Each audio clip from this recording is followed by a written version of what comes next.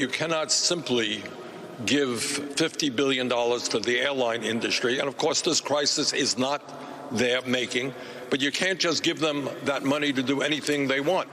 If we're going to bail out the airline industry, if you're going to bail out tourism, if you're going to bail out hotels, etc., what you have to do is make sure that that money is going to protect working people. And what you're seeing in the United Kingdom, in other countries, is they are saying to employers, if you retain your workers, even if you furlough them, even if they're working from home, they're going to continue to get the paycheck that the government is providing.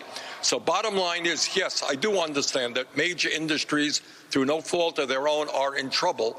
But our job is not to make these industries richer, not to allow them to do stock buybacks, but to protect the workers in those companies. And it is going to cost a lot of money, but not spending that money now will make a bad situation even worse.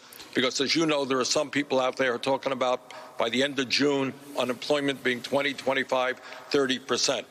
So right now, our focus has got to be, in my view, to make sure that all workers in this country are kept whole, they continue to get their paycheck, to make certain that in addition to that, people get a check of $2,000 a month, to make certain right now that we move in an unbelievably aggressive way to make sure that our health care providers, our doctors and our nurses are not dying on the job trying to protect us. And that means that Trump has got to enforce in a vigorous way the Defense Production Act to make sure that companies now are not producing T-shirts and underwear. That is not our major need at the moment.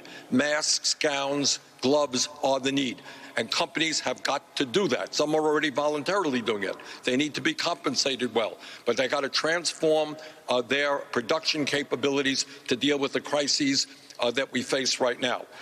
The other thing I think, Chris, is that while Congress, and there are going to be people up all night right now working on this $2 trillion bill, people are working really hard. They understand the extent of the tragedy. We also have to take a deep breath and ask how we got to be in a country where so many people are in financial despair right now. What I worry about is that at a time when half of our people are living paycheck to paycheck, those paychecks are stopping.